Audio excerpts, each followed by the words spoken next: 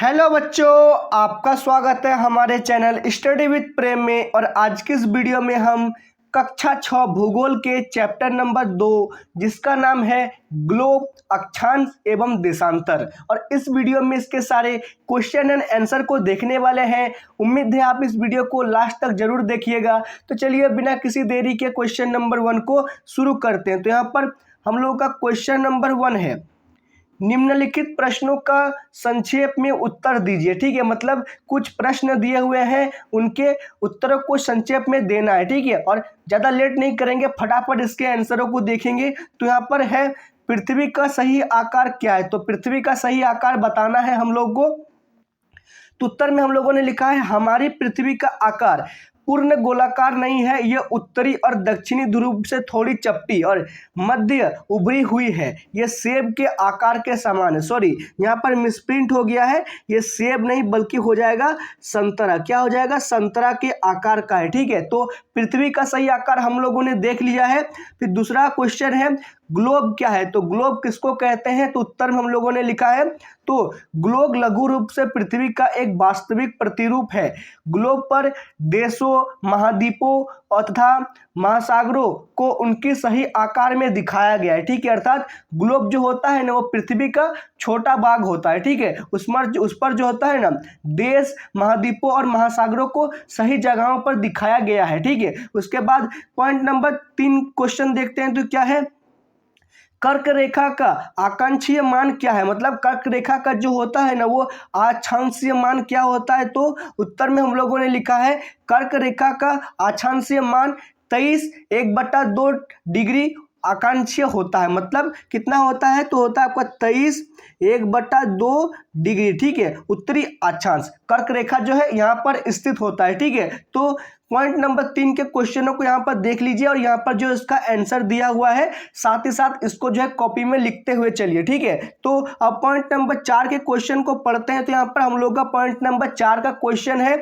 पृथ्वी के 3 ताप कटिबंध कौन से हैं? मतलब पृथ्वी के 3 ताप कटिबंध कौन से हैं? तो बताना है हम लोगों को। उत्तर में हम लोगों ने लिखा है, तो पृथ्वी के 3 प्रमुख ताप कटिबंध निम्नलिखित है। पहला है उष्ण कटिबंध, दूसरा है शीतोष्ण कटिबंध, और तीसरा है शीत कटिबंध। ठीक है, ये जो है 3 प्रमुख ताप कटिबंध है। तो पॉइंट नंबर 4 भी आप लोगों को क्लियर हो गया है। तो पॉइंट नंबर 5 देखते हैं। ठीक है, तो पॉइंट नंबर 5 है, अक्षांश एवं देशांतर रेखाएं क्या है? मतलब अक्षांश और देशांतर रेखाएं क्या है? तो उत्तर देखते हैं। इसका उत्तर है, आकांक्षी रेखाएं ये वो काल्पनिक रेखाएं हैं जो पूर्वी से पश्चिम की और विषुवत वृत्त के समानांतर ध्रुवों तक खींची हुई है। इनकी लंबाई अलग अलग होती है। तो ये जो है आकांक्षीय रेखाएं थी। और अब देशांतर रेखाएं देखते हैं। तो देशांतर रेखाएं हैं, ये काल्पनिक रेखाएं हैं जो विषुवत वृत्त को काटती है और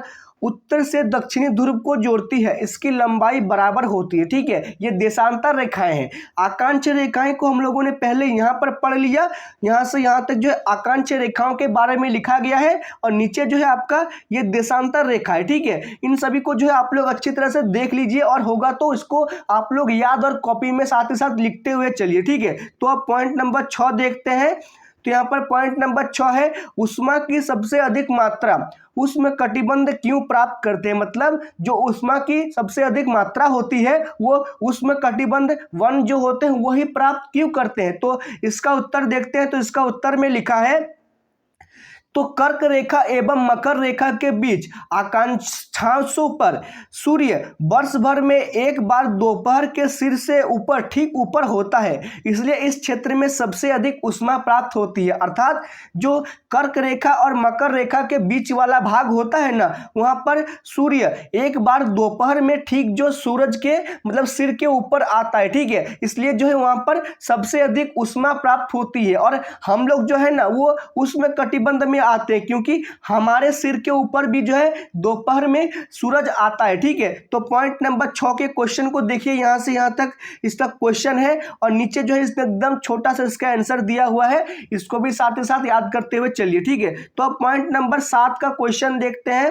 तो यहां पर हम लोग का पॉइंट नंबर 7 है, जब भारत में शाम के 5:30 बजते हैं तब लंदन में दोपहर के 12 क्यों बजते हैं। अर्थात देखिए, जब भारत के शाम के 5:30 बजते हैं तब लंदन के रात के दोपहर के 12 क्यों बजते हैं, हम लोगों को इसका मतलब बताना है। तो हम लोगों ने उत्तर में लिखा है, तो भारत ग्रीचिन के पूर्व 82 डिग्री 30 में स्थित है तथा भारत का लंदन से 5 घंटे 30 मिनट आगे है। क्या है, समय 30 मिनट 5 घंटे आगे है, क्योंकि देशांतर के प्रत्येक अंश में 5 मिनट का अंतर होता है। इसलिए जब लंदन में दोपहर के 12 बजते हैं तब भारत में शाम के 5:30 बजते हैं। अर्थात भारत जो है ना, वो ग्रीचिन के पूर्व 32 डिग्री और 30 एल्टियाइट बोलता है इसको, ठीक है, उसमें स्थित है तथा भारत का जो समय है वो लंदन से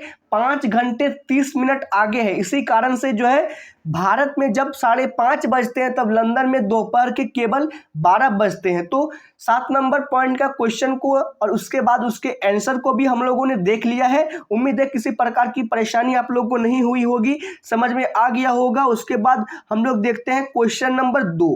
क्वेश्चन नंबर 2 में क्या करना है, मैंने आपको पहले क्लास में बताया था। यहाँ पर जो है आपको सही उत्तर को चुनना है, ठीक है। सही उत्तर को कैसे चुनेंगे, तो यहाँ पर जो है आपको एक क्वेश्चन दिया हुआ रहेगा और उसके 3 पॉइंट दिए हुए रहेंगे और उनमें से जो है आपको एक कथन सही है उस पॉइंट को चुनना है, ठीक है। तो पहला है हम लोग का, प्रमुख यौमोत्तर का क्या मान है। प्रमुख यौमोत्तर का क्या मान होता है, तो हो जाएगा आपका 0 डिग्री। तो पहला का क्लियर है, 0 डिग्री हो जाएगा, ख नंबर पॉइंट।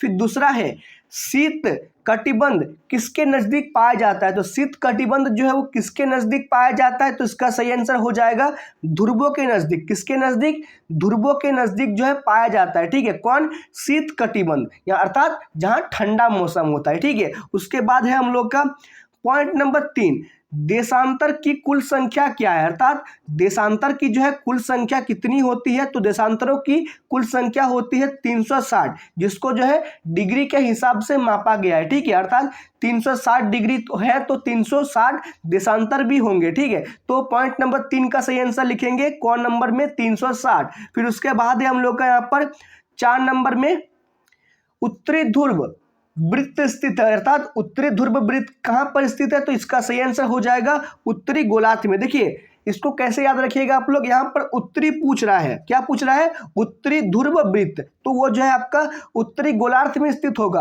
अगर यहाँ पर दक्षिणी पूछता तो वो क्या हो जाता, दक्षिणी हो जाता है, ठीक है। तो 4 नंबर का सही आंसर क्या लिखेंगे हम लोग, उत्तरी गोलार्ध में, उत्तरी ध्रुव वृत्त उत्तरी गोलार्ध में। फिर से रिपीट कीजिए, उत्तरी ध्रुवी वृत्त उत्तरी गोलार्ध में, ठीक है। फिर उसके बाद पॉइंट नंबर 5 देखते हैं, तो ग्रिड किसका जाल है।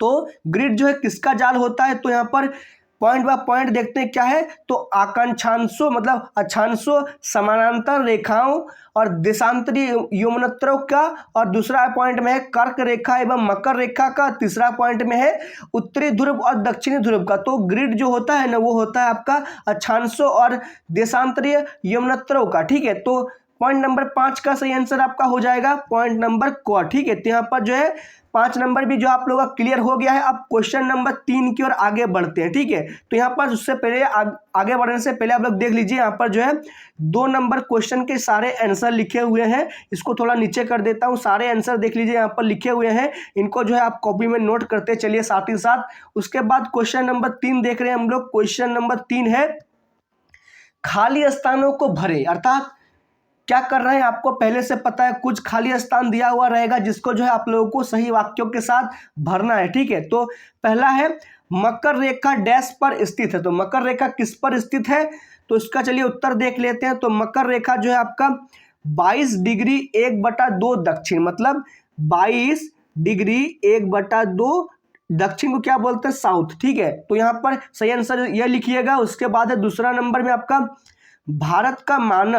भारत का मानक यौमोत्तर डैश है, क्या है, देखते हैं इसका उत्तर। तो इसका सही आंसर हो जाएगा 82 1/2 पूर्व, अर्थात 82 डिग्री 30 यहाँ पर ऐसे। उसके बाद पूर्व को क्या कहते हैं, तो उसको पूर्व को कहते हैं हम लोग ईस्ट, ठीक है। तो ये देख लिया हम लोगों ने। फिर उसके बाद पॉइंट नंबर 3 देखते हैं। तो पॉइंट नंबर 3 है, 0 डिग्री यमनोत्तर, 0 डिग्री यमनोत्तर को डैश के नाम से जाना जाता है। क्या कहते हैं 0 डिग्री यमनोत्तर को हम लोग? तो यहाँ पर इसका सही आंसर हो जाएगा प्रधान मध्यामम रेखा। क्या कहते हैं? प्रधान मध्य रेखा।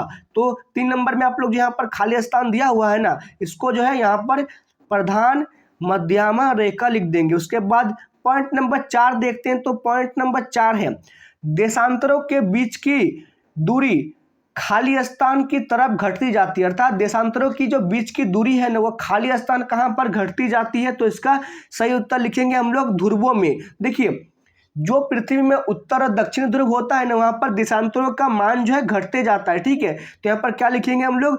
ध्रुवों में। ठीक है, उसके बाद 5वां पॉइंट है दक्षिणी ध्रुव वृत्त खाली स्थान गोलार्ध में स्थित है। अर्थात दक्षिणी ध्रुव वृत्त जो है खाली स्थान गोलार्ध में, यहाँ पर क्या हो जाएगा?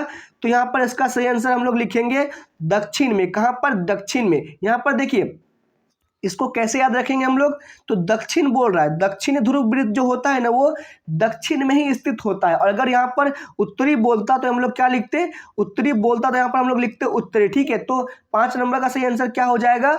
दक्षिणी पूछ रहा तो क्या लिखेंगे? दक्षिणी गोलार्ध में स्थित है। ठीक है, इसी के साथ हम लोग जो है 3 नंबर क्वेश्चन को भी अच्छी तरह से देख लिया है। इस यहाँ पर देख लीजिए सारे आंसर लिखे हुए हैं और ऊपर में जो इसके सारे क्वेश्चनों को लिखा गया है। ठीक है, और इसी के साथ आपका ये वीडियो समाप्त होता है। उम्मीद है आपको ये वीडियो पसंद आया होगा। अगर ये वीडियो पसंद आए तो आप जो इस वीडियो को लाइक कीजिए, हमारे चैनल को सब्सक्राइब कीजिए। तो मिलते हैं आपके साथ किसी नेक्स्ट वीडियो में। जय हिंद, जय भारत।